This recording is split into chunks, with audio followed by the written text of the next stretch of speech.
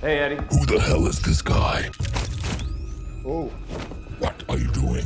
I'm putting my hands up. Take him down.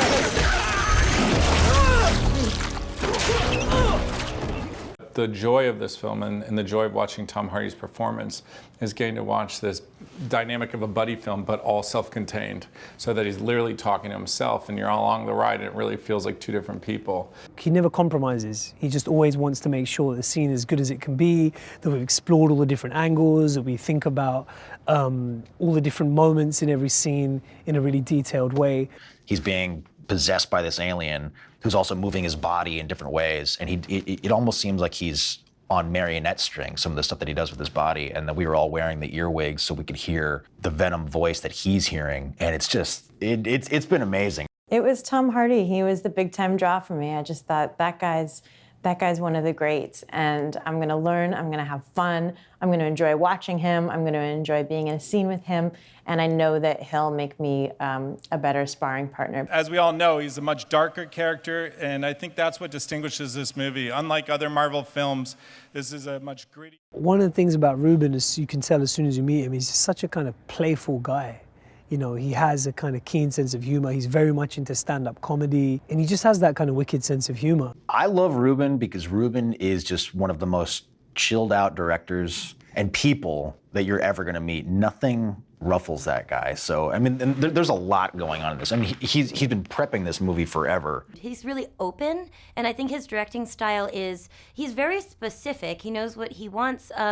There's shame if you don't get this right, even though we are going for something specific. And in a film like this, you have to be specific. Mask! Copy. What the hell is that thing?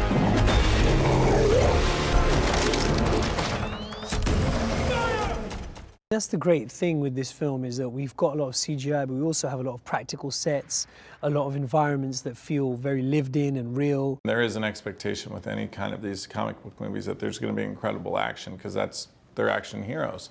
So we definitely were interested in having pretty amazing stunts, and also stunts unique to the powers that Venom has. The way I see it, we can do whatever we want. Even though they share a body or a person, they have different wants and needs, and so there is conflict inherent to the relationship. Venom, for example, wants to eat everybody, and Eddie is trying to hold him back from doing that. It's about a man who's dealing with a duality, who is dealing with a shadow side. The character is like so alluring and also so terrifying, and you're really able to feel that like pleasure and fright. We will eat both your arms and then both of your legs, and then we will eat your face right off your head. You will be this armless, legless, faceless thing, won't you? Rolling down the street like a turd in the wind. This movie delivers just all that, like, you know, bone-cracking, you know, gaping maw awesomeness that is Venom, so I think people are gonna be pretty stoked. Venom's a real shocker, but even more shocking is that there's a side of Venom that is so lovable and dear, and comes to know that as well. I think it'll resonate with fans. It feels like how it should feel. That's the Venom you want to see in a movie. As a true fan of the character, like as soon as you see him in the trailer, you're gonna be like, yep, they got it right. That's what I want to go see. I want to see that guy just go be badass, and so that's what he does, and I think they'll be really happy. The one thing you hold most dear. You should be extremely afraid.